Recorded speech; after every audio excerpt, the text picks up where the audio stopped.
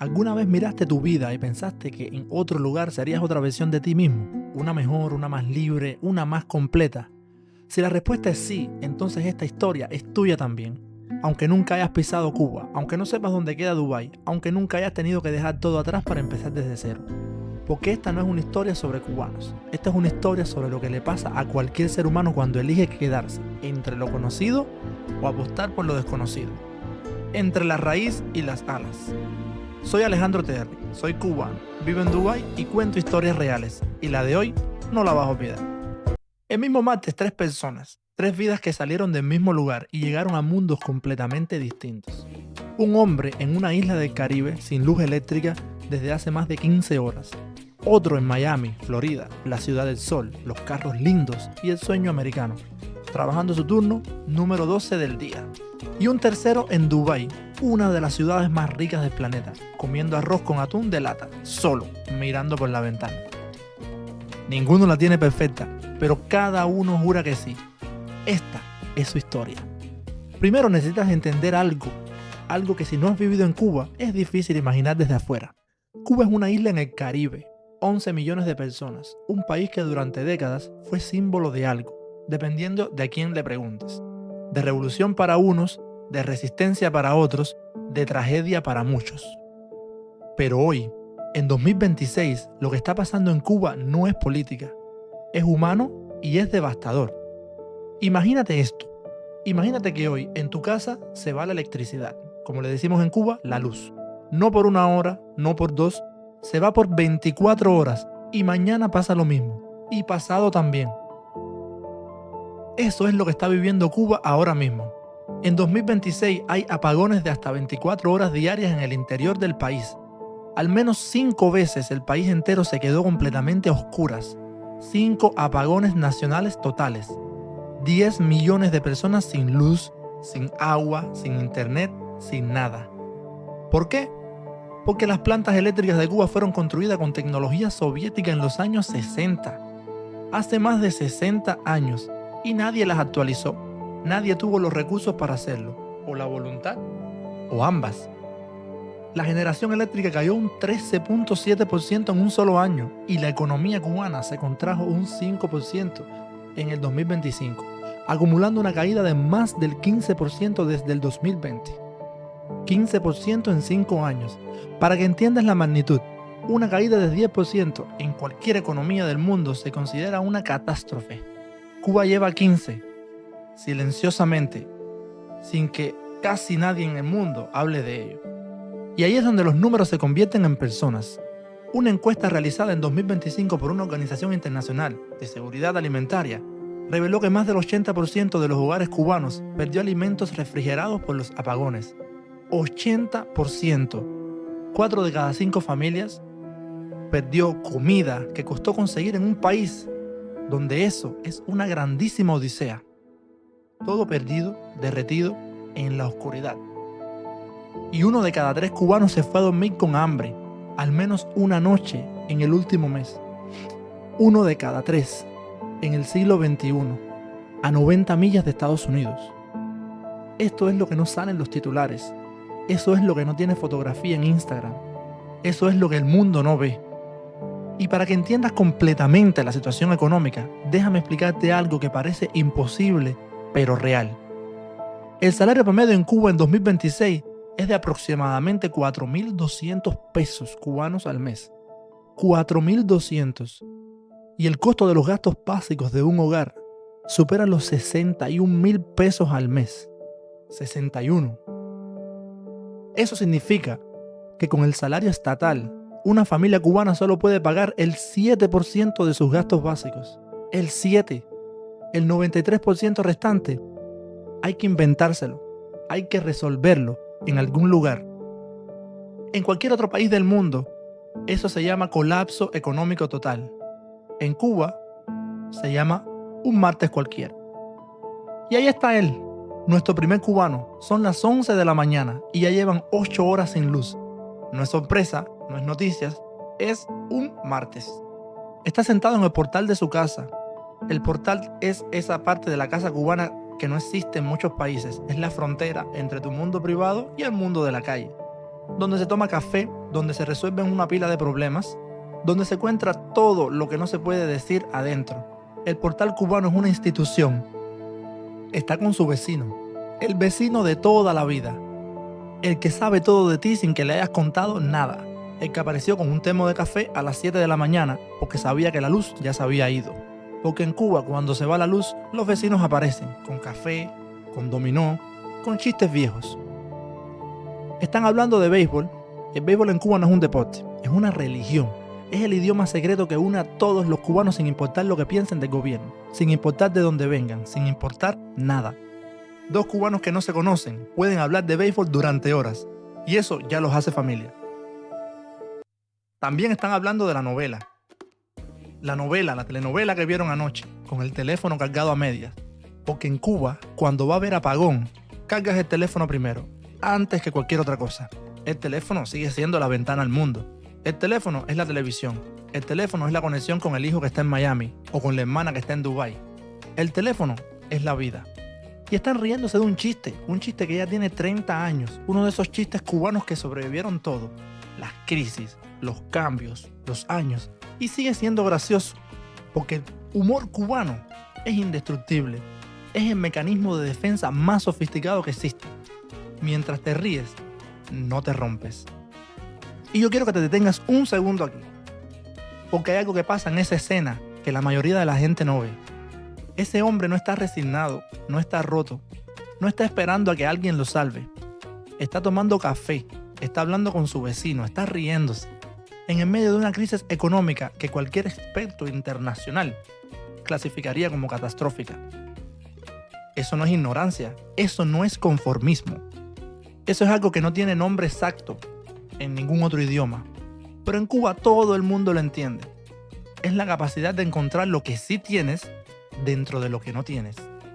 Lo que más cansa no es la oscuridad, no es el hambre, no son las colas interminables. Lo que más cansa es saber que nada de eso es temporal, que no hay una fecha en el calendario que diga, ese día todo mejora, que el horizonte es incierto, siempre.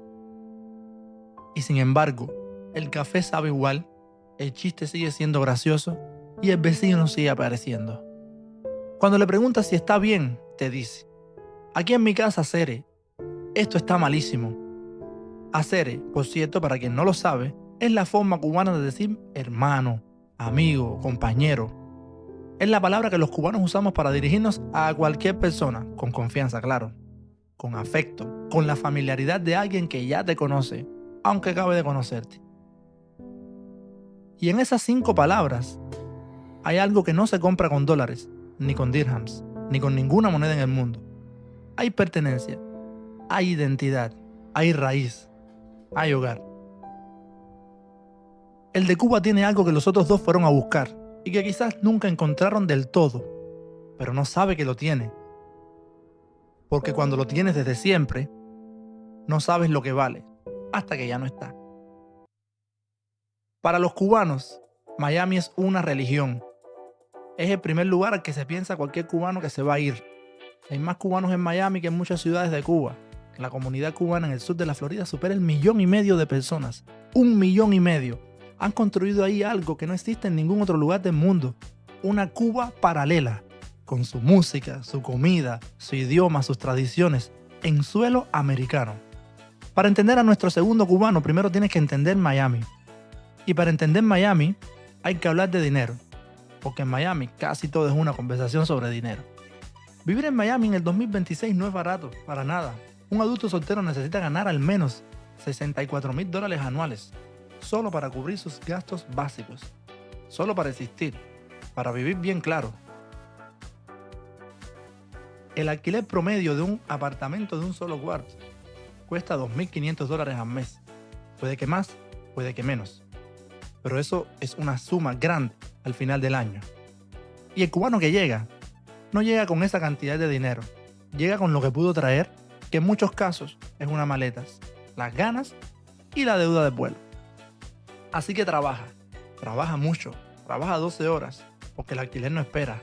Trabaja en lo que hay, en una cocina, en construcción, de servicio al cliente, en lo que sea. Porque en Miami, si paras, te caes. Y caerse en Miami duele el doble, porque viniste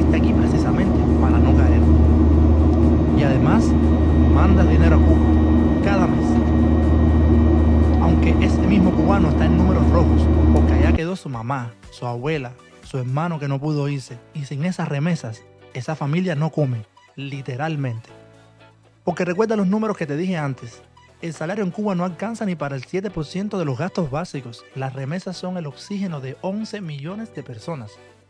Así que nuestro cubano de Miami trabaja para pagar su alquiler de $2.500 y manda dinero a Cuba, aunque él mismo no llegue a fin de mes, porque el cubano emigrante no emigra solo, emigra con toda su familia en la mochila.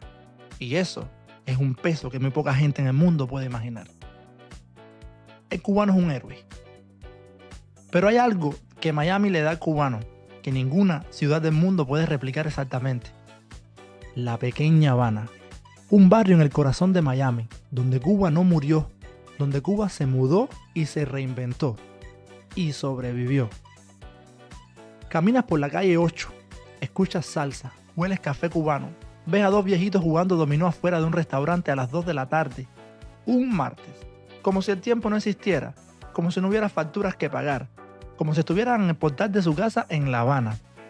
Esto no tiene precio, la comunidad lo sostiene, lo entiende sin que explique nada, lo abraza con el idioma, con el olor, con la memoria, y cuando estás muy lejos de donde naciste, ese abrazo es todo. Porque hay algo que los que nunca emigraron no entienden. Cuando te vas de un país o de tu país, no solo dejas un lugar, dejas un idioma que suena diferente en tu boca que en boca de los demás. Dejas un código cultural que no tienes que explicar. Dejas la comodidad de ser entendido sin palabras. Y encontrar eso en tierra ajena, en otro país, en otro continente, es como encontrar agua en el desierto. El cubano de Miami duerme escuchando español por la ventana. Y hay noches que eso es suficiente para seguir. Pero hay algo que nuestro cubano de Miami no le cuenta a nadie, ni a su familia en Cuba, ni a sus amigos de la comunidad, ni a los seguidores que ven el carro nuevo en Instagram. A las 10 de la noche cuando termina el turno, cuando el ruido de la cocina o de la oficina o de la construcción finalmente para, cuando se sienta solo en su apartamento, abre la aplicación del banco y ve los números. Porque nadie te dice eso antes de emigrar. Nadie te dice que puedes irte de un lugar donde no había futuro y llegar a un lugar donde el futuro existe, pero cuesta tanto, que a veces parece igualmente inalcanzable, solo que por razones distintas. En los stories de Instagram solo aparece el carro, el restaurante, las luces de la ciudad, el sueño. Nadie pone historias de la aplicación del banco a las 10 de la noche. Nadie. Pero todos la tienen y todos la abren y todos quedan en silencio. Cuando le preguntas cómo estás, te dice, aquí, pa'lante mi hermano, aquí se vino a luchar duro. Pa'lante. Esa palabra cubana que significa hacia adelante, que significa no me rindo, que significa sigo, aunque no sepa exactamente hacia dónde, aunque pa'lante a veces signifique simplemente no caerse. Y eso también es una forma de ganar, aunque nadie lo celebre. Dubái. Antes de contarte sobre nuestro tercer cubano, quiero hablarte de este lugar, porque Dubái es quizás la ciudad más malentendida del planeta. La mayoría de la gente que nunca ha estado aquí tiene una imagen de Dubái basada en dos cosas: los rascacielos en Instagram y los prejuicios. Hoy vamos a hablar también de la realidad, con datos, con respeto y con la honestidad de alguien que vive aquí. Dubái está en los Emiratos Árabes Unidos, un país en el Medio Oriente, un desierto que hace 70 años era arena, solo arena, y hoy es una de las ciudades más avanzadas del planeta. Eso no es suerte, eso es visión, ejecutada con disciplina, con inversión, con una velocidad que el mundo no había visto antes. ¿Cuánto ha crecido? Bueno, en 2025 los Emiratos Árabes Unidos fueron clasificados el país número 1 en seguridad del mundo, número 1 de 168 países. El primero, con una puntuación de 85.2 en el índice global de seguridad. Para contexto, países como Alemania, Francia, Reino Unido o Estados Unidos no están ni cerca de ese número. El 95% de los residentes en Dubái dice sentirse seguro caminando solo de noche. 95. ¿Cuántas ciudades del mundo pueden decir eso? Muy pocas. Muy pocas. Y no es solo seguridad. El 82% de los expatriados de los Emiratos dice estar satisfecho con la calidad de la atención médica. La infraestructura es de primer nivel mundial. Las carreteras, el transporte público, los aeropuertos, todo funciona con eficiencia, con tecnología de punta. No hay impuestos sobre la renta personal. Cero. Lo que ganas es tuyo. Todo. Para alguien que viene de un sistema donde el Estado lo toma todo, eso no es solo una ventaja económica, es una verdadera declaración de principios. Es el Estado diciéndote, lo que produces es tuyo, y eso de verdad que cambia algo adentro. En Dubái viven más de 200 nacionalidades. 200. Aquí hay gente de todo el planeta, compartiendo una ciudad. Y hay paz, hay orden, hay una convivencia que muchas ciudades en el mundo, con mucha menos diversidad, no han logrado. Esto no es marketing, son datos. Y los datos cuentan una historia. La historia de un país que decidió construir algo extraordinario y lo logró en tiempo récord. Y ahí está nuestro cubano. Vive en un edificio que desde afuera parece de película. Uno de esos edificios de cristal y acero que brillan en las fotos.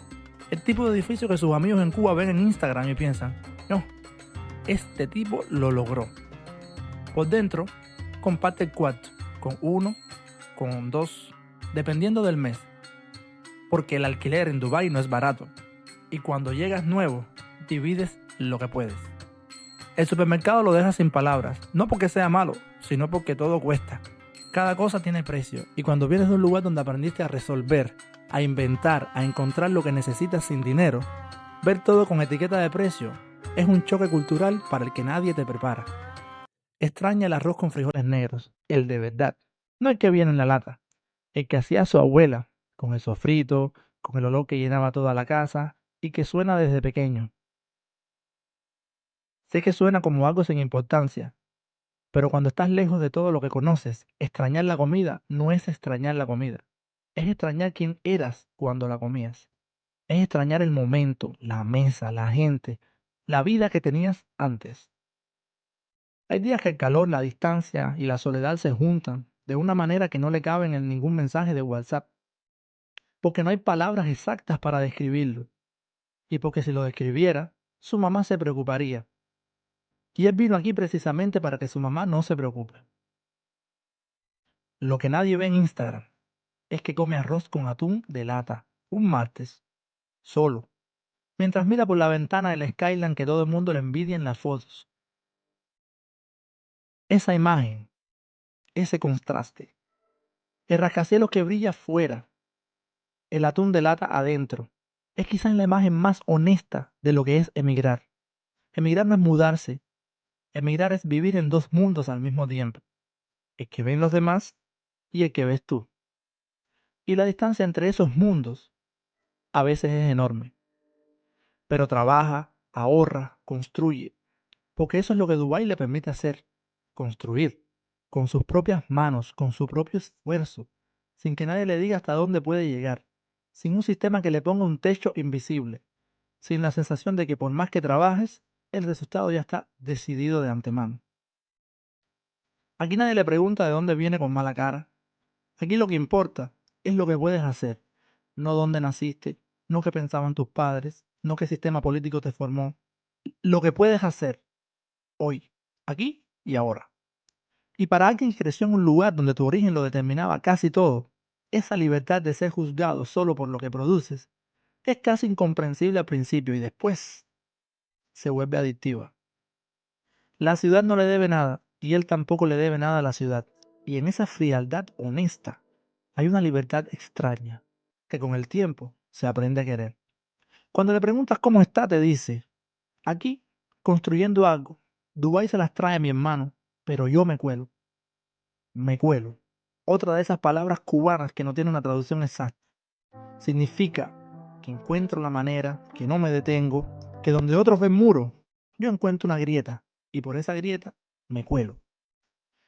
Y eso también es real, aunque construir a veces sienta más a solas de lo que esperaba, aunque a veces por la noche la grandeza de la ciudad afuera haga que la soledad adentro se sienta todavía más grande. Tres cubanos el mismo martes, tres mundos completamente distintos. Y ahora te voy a hacer la pregunta que te prometí al principio, la que importa, la que no tiene una respuesta fácil. ¿Cuál ganó?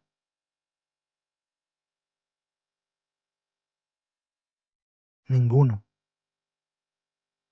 Los tres. Y sé lo que estás pensando. Alejandro, eso no es una respuesta. Tienes razón, no lo es. Porque esta historia no tiene una respuesta. Tiene una verdad y la verdad es esta. El de Cuba tiene lo que los otros dos fueron a buscar y quizás nunca encontraron completamente. Pertenencia.